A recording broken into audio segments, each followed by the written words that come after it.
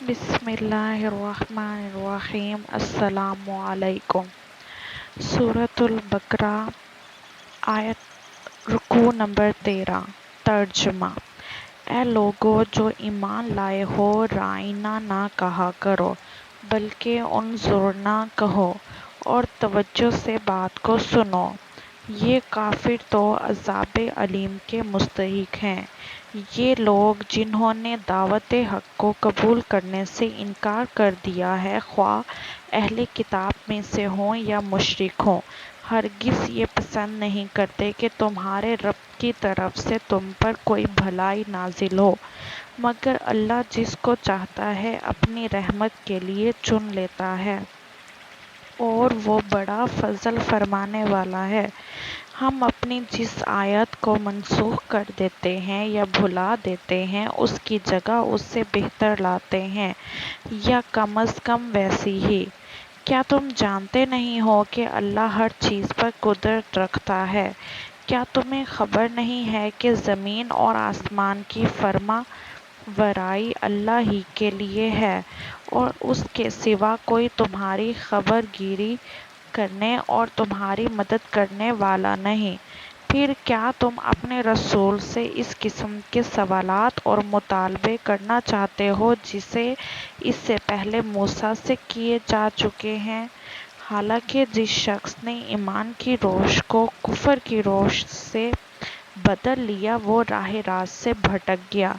اہل کتاب میں سے اکثر لوگ یہ چاہتے ہیں کہ کسی طرح تمہیں ایمان سے پھیر کر پھر کفر کی طرف پلٹا لے جائیں، اگرچہ حق ان پر ظاہر ہو چکا ہے، مگر اپنے نفس کے حسد کی بنا پر تمہارے لیے ان کی یہ خواہش ہے۔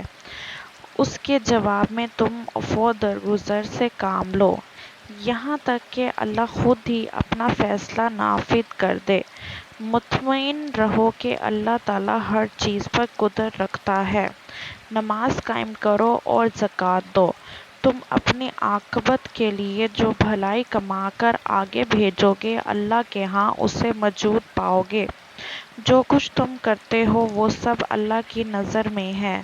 ان کا کہنا ہے کہ کوئی شخص جنت میں نہ جائے گا جب تک کہ وہ یہودی نہ ہو، یا عیسائیوں کے خیال کے مطابق عیسائی نہ ہو۔ یہ ان کی تمنائیں ہیں۔ ان سے کہو اپنی دلیل پیش کرو اگر تم اپنے دعوے میں سچے ہو۔ دراصل نہ تمہاری کچھ خصوصیات ہیں نہ کسی اور کی۔ حق یہ ہے کہ جو اپنی ہستی کو اللہ کی اطاعت میں سونپ دے اور عملاً نیک روش پر چلے، اس کے لیے اس کے رب کے پاس اس کا اجر ہے، اور ایسے لوگوں کے لیے کسی خوف یا رنج کا کوئی موقع نہیں۔ تفسیر: اس رکوع اور اس کے بعد والے رکوع میں نبی صلی اللہ علیہ وآلہ وسلم کی پیروی اختیار کرنے والوں کو ان شرارتوں سے خبردار کیا گیا ہے جو اسلام اور اسلامی جماعت کے خلاف یہودیوں کی طرف سے کی جا رہی تھیں۔ ان شبہات کے جوابات دیے گئے ہیں جو یہ لوگ مسلمانوں کے دلوں میں پیدا کرنے کی کوشش کرتے تھے، اور ان خاص نکات پر کلام کیا گیا ہے جو مسلمانوں کے ساتھ یہودیوں کی گفتگو میں زیر بحث آیا کرتے تھے۔ اس موقع پر یہ بات پیش نظر رکھنی چاہیے کہ جب نبی صلی اللہ علیہ وآلہ وسلم مدینے پہنچے اور ان اطراف میں اسلام کی دعوت پھیلانی شروع کی، تو یہودی جگہ جگہ مسلمانوں کو مذہبی بحثوں میں الجھانے کی کوشش کرتے تھے۔ سوال میں سے سوال نکالنے کی بیماری ان سیدھے اور سچے لوگوں کو بھی لگانا چاہتے تھے، اور خود نبی صلی اللہ علیہ وآلہ وسلم کی مجلس میں آ کر پرفریب مکرانہ باتیں کر کے اپنی گھٹیا درجے کی ذہنیت کا ثبوت دیا کرتے تھے۔ یہودی جب حضرت صلی اللہ علیہ وآلہ وسلم کی مجلس میں آتے تو اپنے سلام اور کلام میں ہر ممکن طریقے سے اپنے دل کا بخار نکالنے کی کوشش کرتے تھے۔ ذو معنی الفاظ بولتے، زور سے کچھ کہتے اور زیر لب کچھ اور کہہ دیتے، اور ظاہری ادب و آداب برقرار رکھتے ہوئے درپردہ آپ کی توہین کرنے میں کوئی دقیقہ اٹھا نہ رکھتے تھے۔ قرآن میں آگے چل کر اس کی متعدد مثالیں بیان کی گئی ہیں۔ یہاں جس خاص لفظ کے استعمال سے مسلمانوں کو روکا گیا ہے، یہ ایک ذو معنی لفظ ہے۔ جب حضرت محمد صلی اللہ علیہ وآلہ وسلم کی گفتگو کے دوران میں یہودیوں کو کبھی یہ کہنے کی ضرورت پیش آتی کہ ٹھہریے، ذرا ہمیں یہ بات سمجھ لینے دیجیے، تو وہ رائنا کہتے تھے۔ اس لفظ کا ظاہری مفہوم تو یہ تھا کہ ذرا ہماری رعایت کیجیے یا ہماری بات سن لیجیے، مگر اس میں کئی احتمالات اور بھی تھے۔ مثلاً عربانی میں اس سے ملتا جلتا ایک لفظ تھا جس کے معنی تھے سن تو بہرا ہو جائے، اور خود عربی میں اس کے ایک معنی صاحب روحانیت اور جاہل و احمق کے بھی تھے، اور گفتگو میں یہ ایسے موقع پر بھی بولا جاتا تھا کہ جب یہ کہنا ہو کہ تم ہماری سنو تو ہم تمہاری سنیں، اور ذرا زبان کو لچکا دے کر رائنا بھی بنا لیا جاتا تھا، جس کے معنی اے ہمارے چرواہے کے تھے۔ اس لیے مسلمانوں کو حکم دیا گیا کہ تم اس لفظ کے استعمال سے پرہیز کرو اور اس کے بجائے انظرنا کہا کرو، یعنی ہماری طرف توجہ فرمائیے یا ذرا ہمیں سمجھ لینے دیجیے۔